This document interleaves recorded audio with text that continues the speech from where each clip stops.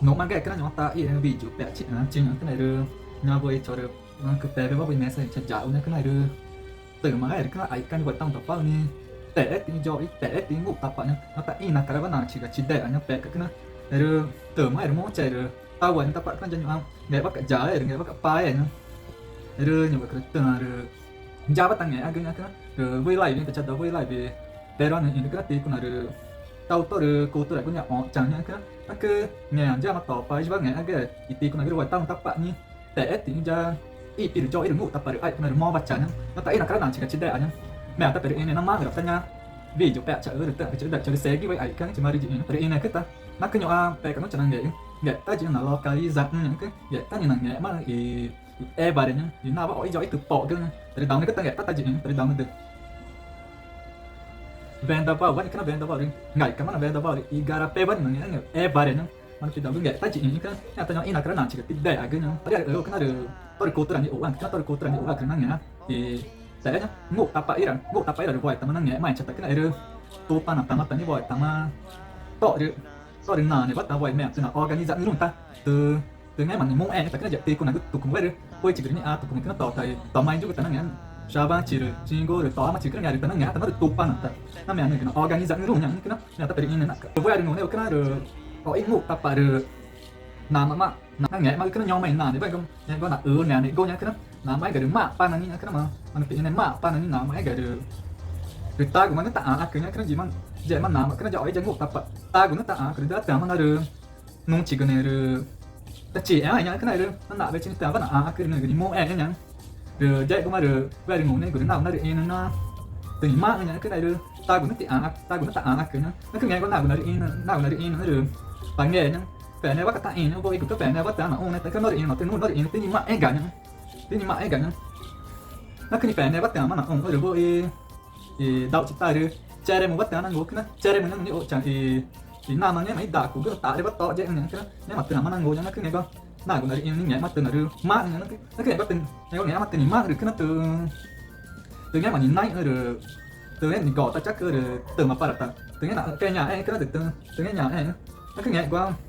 nào là in những tao tình mạng chỉ nhá cái nào là được in những tao tình mạng chỉ được gì các tao chỉ nghe của nó nghe nhá nó cứ nghe qua được thì ta chỉ bảo được cả nếu mà từ nào cái tức là cô này được từ nào nghe chỉ đâu nghe cái ta cái nghe của mình ta chỉ bảo được từ mà đưa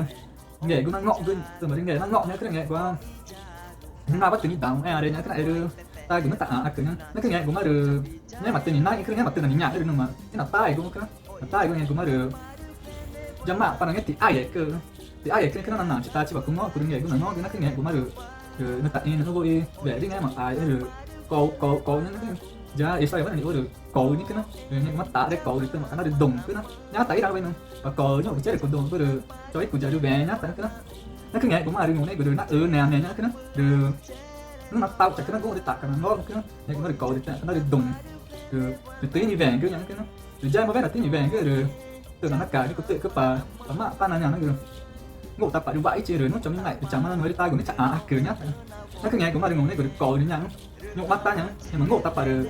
cú ít ta kia ngủ tận e nhá từ như về cái là được với mãi từ nó cái nó nghe ra ta nhá cái nó cả biết nó không nghe ra ta nhá từ nghe từ nó là cái nó được cái mà nó cái nó từ mãi nào bắt mùng cái mà nhá cái nó nặng chỉ mình cái mãi nó bắt mùng nghe cái mà được bẹn hết cụ em cái với cái bắt là ngu vậy nào mà được coi nhá bắt là ngu được nhá mà nó tên là nhả cái nó đến ná của em cũng nghe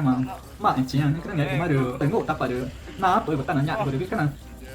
nhá mà như ai cái này nó lại nó chỉ mãi cái nó tại đây quá bởi của chi này tại đôi nhá cái nó là nhả cái nó mà pa là như ra ngủ tập là nhả cái nó ngủ tập phải cái là nghe tại cái nghe ta hào này cái nó giờ mà cái này nó pa là tại nó nhả cái nó cho mà pa là được áo đẹp cái mà được trả bự nhá áo đẹp cái mà được trả bự được tỏ chỉ có ngủ nhá chị nhá được nên mà được mà nằm mà nó được mê cái này được áo đẹp cái mà nó ngủ về những té của ta đừng nghe nó cái bằng nghề nhá đều cả nào đau nhá nhá chảo mắt của em gồ nhá ta cái mình nói nhẹ ta đừng cỡ nhá đều cả nào đau nhá nó cứ nghe của anh cho nói cho mà pa là đừng thật đau được vui chỉ cứ nắp với được ta đây là thì vô cái nếu mà nhẹ ta đừng cứ nó cứ tỏ nắp với được ta nhẹ cái thì ta đây tôi biết là ta nó cứ nói được chạy của bạn là nghe mà thì từ nếu mà nghe có thể thật đau được nếu mà mua tệ cái nó mua tệ được nhưng mà được tại giờ ai cái nó tí cái nó ai cái nó tí gì nữa nó cứ nghe mà nghe ăn là nó được ứng chả bữa bắt tại ý ra do ý nghe mà bên nọ đi chả được cái chữ cái này nó có nói được nói nhá bữa bắt thằng này nghe là thì ý bị được mò bắt chặt cái nó cá ra cái in cái mình phát nghe mà thì phát cái nó nhà thì phát chỉ cái này nào chỉ cái ý do ý chỉ được cái gì này nào mà được nhìn này na bữa bắt gì này nào không được mà nghe ra bắt như này nào nghe ra tao bắt nó được phát chỉ đôi tay nó từ cái nạp cả nhộn nhạt cái ta thì đúng cái thì tê con này cái nào cắt nhá nó được ba chỉ đôi những nạp ta mẹ cái này cái này được để cái ta nạp vậy nó chơi mà bên này có ý ngộ tập áp ở bên này nghe nó cái được nam bùi nữa thì nam bùi ấy được nó giờ ứng chỉ áp ở bên này nghe mà do ý như thế mà nghe nó được ứng chỉ áp ở nó cái nó được nghe cái nó nghe mà nghe mà tại nghe nó được ứng chỉ áp ở bắt tại ai cái nó cái nó được nói áp ở bắt tại nhá EP từ mà giờ mò bắt chả nghe mà cái được gỗ mà nhang ta cứ mà đi to được nọ ấy phải mà nó bùi cái nghe mà như thế nào ít quặn cái ít to được nung cái mà nọ ấy ta cái phải như nào một vẻ tay cái được nghe đi là phải được cú ép chính là phải cái được tí là phải cái nó cứ giả từ vấn đề nào ít ta cái nhá nãy mà được là phải cái được vừa ra được là phải cái được ngồi là phải cái được gỗ mà ta cái là phải cái nghe mà như thế nào gỗ mà tí cũng là được phải cái patrimonio immaterial patrimonio immaterial ni ta mà đầu cái phải cái in cái nói chỉ cái ta mà ni ô cái nhiều nhanh mà ta mà chịu nó mà chịu mà đi ta cái jam mà bên là được mà là dài được có ý gỗ ta bạn là chủ cái đó ai nhưng mà ngon để mà tỏ bạc chia đến tỏ cái jam mà bên là như là dài được có ý giờ do ý là cứ jam mà nó được nghe mà nó đâu thì vừa ý tê chính mà mẹ vừa chỉ đệ vừa cái nó nghe mà nó đâu nhà nó cái nó in nó bắt cái nó nhung cái chế được chọn cái nào đi đúng chế nó mẹ cha cứ chỉ chọn nữa cứ mỏ mà cái nghe mà nó cái nghe cũng mà đừng nặng cái nghe mà nét ta được nghe mà nét ta thì bạ để cái nó mẹ cha cứ chết cái nghe mà nét ta cái nó được dễ mà tí nhắn của ai cái tôi nói ta cái tao nó uống cái tê chị được ngủ ý dây mà bên là nghe mà nét ta cái giờ bạ cho mẹ cha cứ chết được có ít cho ít nó từng mà về cái nó từng mà về được từng mà nó mà nó cái từng mà nó mà được có ít cho ít đến từng mà là bắt cái này được bạn mà nó bùa nhá cái nó thì tí con này cái nó cứ từng mà là mà được nâng cái bắt từ là cả nó cứ nghe có ý nghe mà từ là đảo cái nó tắm mẹ cái nó tắm mẹ cha cứ chỉ cho dễ mà tè chả đừng ngồi nhá dậy cũng mà đừng nước tăng ngủ chẳng nghe mà tắm mà nghe mà như thế nào ngủ ngủ mày độ trong cái nhà mà cái tít con này cái bỏ cái tay cái mạng cái tay cái được nghe mà tắm mà nặng mà vẽ gương cái nó nai này nặng mà vẽ gương cái này cũng mà tít con này cái nó đã được ở tắm mà đừng nghe mà nhà cái tắm mà nó gục chỉ cái nghe mà chỉ cái như dậy mà bên là như nghe là ngủ bé tư cái của ni pin là nào mà vẽ với là được nó tạ cứ nhá cái nhà mình nhớ tạ cứ với là được nhá cái nó đường dây cũng mà được tao có một pen chịu chỉ cái này tao nó mắc cái chữ đâu nha vì chịu nhá được dây cũng mà nhớ tạ cứ được giờ ít ra pin mình cứ nó là đầu nha cái nó là ý nó cái được nhà với là được nè cứ dễ mà như vậy Gucci nhá cái nó được của người cứ như vậy Gucci nó cứ giờ dễ mà giờ nào mà cái nó giờ nào với được để chịu bắt thằng gửi anh nhà mà chỉ đây nhá cái nó để chịu bắt tao gửi anh mà chỉ đây và để đi garapé bao nhiêu cái garapé bao nhiêu nó cứ jam vào bên là như để bắt tao gửi được chọn những nát in nhá chỉ ngày mà chỉ đây chọn những nát in nhá cái nó được chọn những cái nhá nè chỉ rằng nát in nhá nó cứ nghe mà như chọn những nát in nó được tao ba mà nó trả em một cái chứ nó cứ như thế là đầu nhất được mà chọn những nát in đi chỉ rằng cái nó cứ đầu cái mà nát in nhá nhẹ nhàng cứ chỉ này đúng không chọn những nát in nhá nó cứ nghe mà bên là như chọn những nát in bên là được có ít do ít được nãy cái nó bỏ vậy nhá cái nó này cái nó bỏ vậy nhá cái nãy cái nó nghe chẳng nhá cái nó bỏ vậy nó cứ ít do ít được nó được bỏ vậy nó giàu được ít chắc mà nó bỏ vậy nhá cái tụ của mình nó bỏ vậy nó cứ tụ của mình nó bỏ vậy được dạy của mình nó như gạn nhá cái nó ngồi cái được nãy cái nãy nãy nhá nó cái của mình nãy mà muốn nãy mà cái đó nhang phải nghề nhá từ em này vẽ chi nhá từ là nó vẽ chi nó cái gì mà từ em mà nghe của mình nó bỏ vậy từ mà nó bỏ vậy nó cứ nhảy đi chạm nhá nó cứ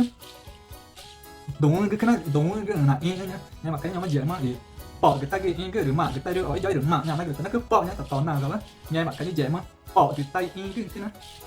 rồi ra mà cái này ở ấy rồi nói này cái nó bỏ cái rồi ta của tao nó như gà cái nó rồi ở ấy mà nó đầu như ít cái này nhá ấy tao cảm nhá rồi nó cái là được tôi ổ nhá cái nó này cả từ nó ổ nó này cả từ rồi nhưng mà em bạn nó nghe mà được ổ nam nó nghe mà nhá cái được nào cả từ bao nhiêu cũng chi nhá cái đó rồi nghe mà được ta của tao nó như cả đưa bao nhiêu mua mà nghe mà đúng nhá cái đó nhưng mà đúng cái nghe có được như mua nhá cái đó nó cứ chơi mà bên là được nhà nó được bạn nam mà bạn nghe nhá cú ít cạn nặng cả nó po bên nghe mà tôi đi trả từ nhà nó jatuh nama kena anu ada nama mana ada nya kena jai mani nya yang ada tới họ bắt jauh ada để apa bertanya tang vậy nó cái gì cả được jadi chia chỉ kena chọn những đúng ở những ngô chia chỉ kena gì mà ít cái nhá mà nhà cái này đúng cái là cạnh nó chọn những cái nhá mà nhà cái này cái con này cái là ai mà nó được họ enjoy từ nó bỏ cái nhá mà cái thằng này là mùng cái nhá cái này nhá mà chỉ kena là chỉ cái 이 빛이가를 약간의 이지 에마그는 그냥 너를 빠치 두지 나 그냥 너를 빠치 프레지 그냥 동은 그냥 야 그따나 이 아까 그냥 이네 그따나 빠치 프레지 그냥 만나네 배 타와다 저 세게 저 세비는 rồi chơi mà bên này đúng là bỏ 이거 저 어이자 이 삐를 내가 막 나마 이 삐는 thì bỏ chỉ 그냥 나 그래 rồi đúng mà nó muốn cái đó được 이 삐냐 mà nhé đúng là bỏ cái mà nọ được đi đúng cái nhưng mà ẩm tân nó cái nhà nó 그래 nó và 이 삐냐 nó 그래 cô đứa này là bỏ thì cô đứa đúng ở nhà nó 그래 이 삐 nó muốn nói này cứ nó mai nó cứ nó mà hình đẹp nó cứ chơi mà như nó nghĩ là bỏ vậy được nó được đúng đấy là bỏ cái được ta bé đoán cái cái nó cạnh nó nhỉ nhưng mà ít cái nó rồi bé đoán là cái nó bỏ cái nó rồi nghe mà chỉ cái nó chơi mà đừng ngủ cái rồi nó đỏ này cái nó này nó cứ ta cái được tao mà gục chẳng hạn muốn chỉ nhục mai được cái nó được ta cứ để mà cái nó ngủ trên nó cứ chơi cái mà đừng ai này mà nào cái nó được in nó được nhỏ nó được bà mi nó bà mai nó được bà mai nó được nhục nhang ta nhục mày ở cái nó nhỉ rồi nó vô ý của mà nhá đúng cái nhỉ nghe mà như là gì nặng cả nhang tại in này tại nó kia cái vấn đề là đi in này từ bằng mai nhà nó cứ cái nghi đi từ nét tim mạng cứ nhang rồi từ ta ở cái gì đang từ ta đang cứ nhang rồi dây cái mà từ nó đang cái từ nó ở cái từ nó mồ đại cứ nhang nhộn mà nhà đúng cái từ ta với cô chỉ là nó là giá ôn nhang từ ta nói đúng nét ta em cứ nhang cô chỉ là ý đang nó cứ dây cũng mà đi ngủ cái rồi vì là cô ta ý em mà cái nó được từ cái ta ở em mình cứ nhang dân đúng này cái rồi vô ấy là cái nó primero nó áp cái nghi đi từ rồi nặng cái này cả cái này cái đó nặng cái này cả cái này rồi nó kể tỏ cái này mà nặng cái này cả cái này mà như ai cái như nó cái nghe mà ta tỏ em mà cái nó nặng cái này cả cái này mà như bà đi cái chỉ cái nghe mà như thế nào cũng aru cả được rồi bà đi cả được tema cả được cả nghe mà như người cái nào organize vui của mà ta cô em mà cũng phải ai cả em mà đi cái này cái nào ở em nó của mà ta bà đi cả cô em mà nó nghe mà nhà cái này họ ít cho ít từ nó organizeมันchỉ phải cái nàoนั่นจีกันมันหนึ่งคือมันอ่ะมันด้วยกับอินหนึ่งคือมันโวยหนึ่งคือมันอีตอกกันแล้วอย่างเงี้ยมันนี่ไม่หนักองค์อีวอมันจีมันจุนี่กูได้หรืออารุกะหรืออารุกะมาตะกุอาเต้หรือบาริกะหรือบาริกะมาตะกุอาเต้มันกูฟังหรือแวะด้วยอีนักกันอย่างนี้ดึงไอกะหรือบาริกะมันอาเต้อามาหรือบาริกะหรือเอกะมันอาเต้อย่างเงี้ยมันอย่างนี้แม่ตื่นหนุ่มมันติดปากเต้เงี้ยมันนี่แน่นอนองค์กูใหม่หนักกันดีต่อดิเงี้ยกันตามมันนั่นเองthì vỏ mà trẻ nha, nó ẩm cơ mà cái chính nó cơ mà cơ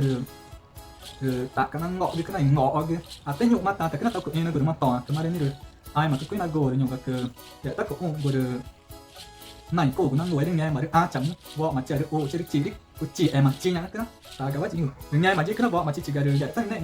đưa với cho nó sẽ cái đúng là cái tất cả cái nó chọn này rồi mọi chỉ cái nó được nghe nó trẻ được như là cái trẻ ô chỉ nhá rồi nó mạnh gồ mày tỏ chỉ cái tao chỉ story chỉ cái con cổ bắt chẳng có được